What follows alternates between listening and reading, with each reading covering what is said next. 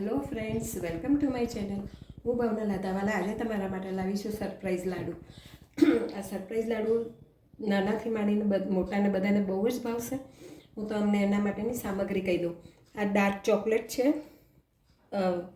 આ બદામનો પાવડર છે, 2 ચમચી કોપરાનું છીણ અને મધ, અને ઉપર કવર માટે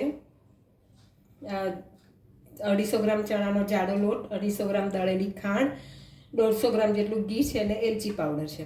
તો હવે આપણે રીત ચાલુ કરીએ. વોટર બાથમાં સૌથી પહેલાં આપણે આ ચોકલેટ છે એને મેલ્ટ કરવાની છે. તમે માઇક્રોવેવમાં કરશો તો પણ ચાલશે. વોટર બાથમાં આવી રીતના મેલ્ટ કરશો તમે એટલે હમણાં ધીમે રહીને થઈ જશે. એ મેલ્ટ થાય પછી હું તમને બતાવું. જુઓ, આ આપણી ચોકલેટ સરસ મેલ્ટ થઈ ગઈ છે. હવે આપણે એમાં થોડોક બદામનો પાવડર, કોપરાનું છીણ 2 ચમચી અને મધ 2 ચમચી એટલું નાખીને બરાબર મિક્સ કરી દેવાનું છે.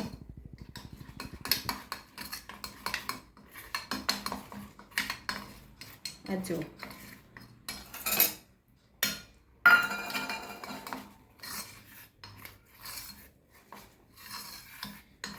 આવી એની કન્સિસ્ટન્સી જોઈશે.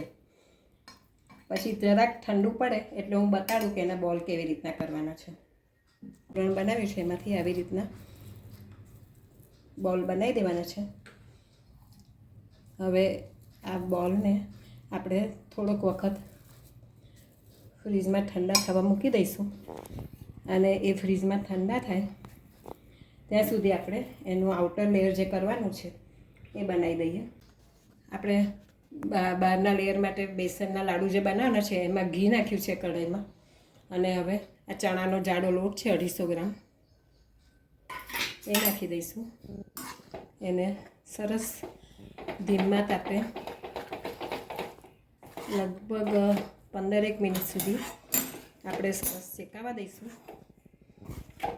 આ સરસ શેકાઈ જાય પછી હું તમને બતાડું.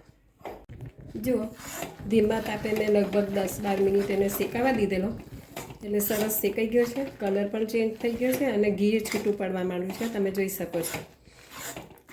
હવે આપણે ગેસ બંધ કરી દેવાનો છે અને એલચી નાખવાની છે.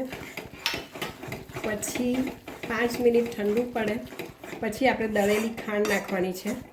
એ દળેલી ખાંડ નાખું પછી ઠંડુ પડે એટલે દળેલી ખાંડ નાખવાની છે, પછી હું બતાડું તમને. જુઓ, આ સરસ ઠંડુ થઈ ગયું છે. હવે આપણે એમાં દળેલી ખાંડ મિક્સ કરી દઈશું. 250 ગ્રામ દળેલી ખાંડ લીધી છે અને 250 ગ્રામ લોટ હતો.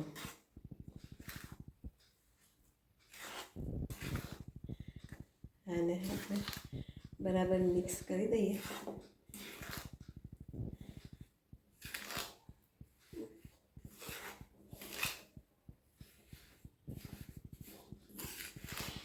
પછી તમને બતાવું લાડુ કેમના કરવાના છે.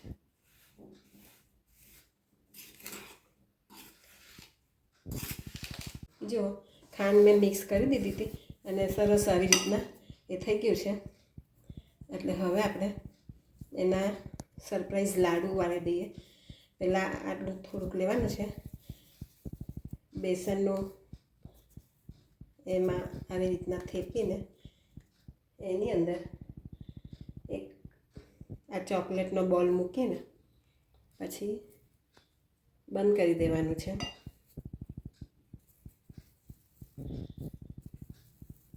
આવી રીતના આપણા સરપ્રાઈઝ લાડુ તૈયાર થઈ ગયા છે. અંદર ચોકલેટનું છે ફિલિંગ અને બહાર બેસનના લાડુનું છે. હવે આને કેવી રીતના સર્વ કરવાના એ હું તમને પછી બતાડું.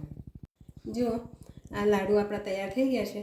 હવે એને આવી રીતના કટ કરવાનું છે સર્વ કરવા માટે. અને કટ કરીને પછી એને તમે આપશો તો બધાને બહુ જ ગમશે. આ બહુ જ સરસ લાગે છે, નાના મોટા બધાને બહુ જ ગમશે.